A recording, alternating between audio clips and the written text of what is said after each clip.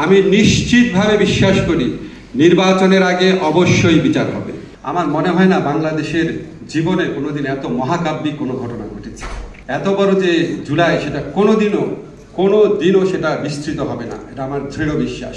এবং বাংলাদেশের জুলাই কখনো ব্যাহত হবে না, এটাও আমার দৃঢ় বিশ্বাস। আমি জানি, ধরেন আপনাদের জায়গায় যখন আমি ছিলাম, সরকারের দায়িত্ব পালন করতে পারতাম না, সব কথা আমি বলতে পারতাম।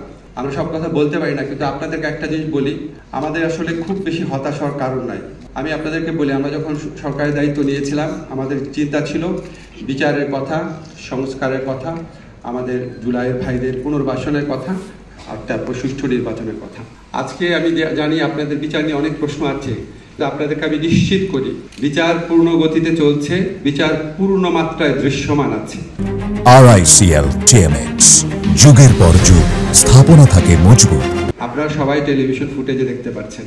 এখন ধরেন আমি আইন মন্ত্রণালয়ের দায়িত্বে আছি, আমি যদি বলি এই মাসের মধ্যে বিচার হয়ে যাবে, আমি জানি ভিতরের তথ্য, আমি জানি আমার টিমের প্রস্তুতিতে, আমি জানি এটাকে আমার জন্য শোভনীয় হবে। আমাদের তো বিচারটা গ্রহণযোগ্য করতে হবে, আমাদের বিচারটা প্রচণ্ডভাবে গ্রহণযোগ্য করতে হবে।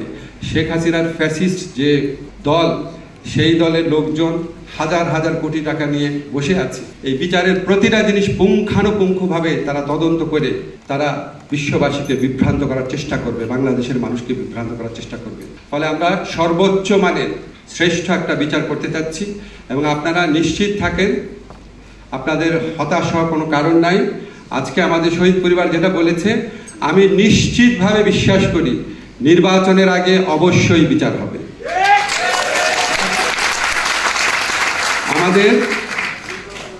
আমাদের যে সংস্কারের কথা আছে, দেখবেন আমরা নিজেরা হতাশা ব্যক্ত করি, কিন্তু আপনারা নিজেরা চিন্তা করে দেখেন তো, এখন পর্যন্ত যে এই ব্যাপারগুলোতে ঐক্যমত প্রতিষ্ঠিত হয়েছে, সেটা হচ্ছে সংসদীয় কমিটির নেতা থাকবেন বিরোধী দল থেকে, সরকারের যে প্রধান থাকবেন তার মেয়াদ হবে 10 বছরের, তারপরে আমরা উচ্চ কক্ষ নিয়ে আলোচনা করছি, পিআর হয়ে যাবে আমি দৃঢ়ভাবে বিশ্বাস করি। আর্টিকেল 70-র যুগান্তকারী পরিবর্তন হয়েছে। আমাদের এই যে 4টা অ্যাচিভমেন্টের কথা বললাম, আরো কয়েকটা আছে, আমার এই মুহূর্তে মনে পড়ছে না।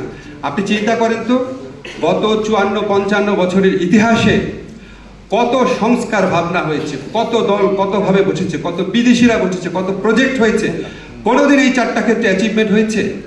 আমি মনে করি এটার পাশাপাশি পিআর, উচ্চকক্ষে পিআর, এটার পাশাপাশি যখন আমাদের কনস্টিটিউশনাল কমিশন হবে, যে আমরা নির্বাচন কমিশন, আমরা পাবলিক সার্ভিস কমিশন, আমরা এই ধরনের কয়েকটা নিয়োগ হবে সাংবিধানিক কমিশনের মাধ্যমে, আমি মনে করি ইনশাআল্লাহ এগুলি হবে, এবং এর ফলে বাংলাদেশের চেহারা আমরা যতটা আশা করি ততটা না হোক অনেকটাই পরিবর্তিত হবে, যেটা আগে কখনো হয় নাই।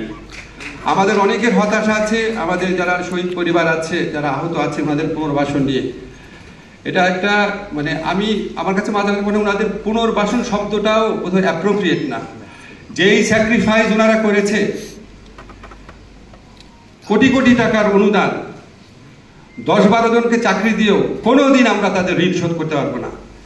কিন্তু একটা জাতির নিজের কাছে একটা বিবেক বোধ থাকে, একটা মনে হয় একটা কৃতজ্ঞতা বোধ থাকে, সেখান থেকেও এখন পর্যন্ত যেটুকু হয়েছে আপনারা খেয়াল করে দেখেন, আমরা অ্যাটলিস্ট 95%কে আইডেন্টিফাই করতে পেরেছি, তালিকাভুক্ত করতে পেরেছি। ওনাদেরকে খুব ডিটেইল বলতে চাই না, আপনারা জানেন সবাই। অনেক কিছু করা হয়েছে, আরো অনেক কিছু করা হবে। নির্বাচনের লক্ষ্যে আমরা বলতে চাই আপনাদেরকে, ইনশাআল্লাহ আগামীতে বাংলাদেশে যে নির্বাচন হবে, আমাদের প্রচেষ্টা আছে এটা বাংলাদেশের ইতিহাসের শ্রেষ্ঠতম নির্বাচন হবে। এবং আমরা আমাদের একটা জিনিস মনে রাখবেন, আমাদের অপরাধবোধটা অনেক বেশি। আপনাদের কষ্ট আছে, আপনাদের মনে হচ্ছে এটা হচ্ছে না কেন, এটা হচ্ছে না কেন, আর আমাদের প্রচন্ড অপরাধবোধ কাজ করে। যখন জুলাইয়ের কথা মনে পড়ে, জুলাইয়ের স্মৃতিগুলো চোখে ভাসে, মনে হয় আমাদের অনেক কিছু করা দরকার, অনেক কিছু করার ছিল।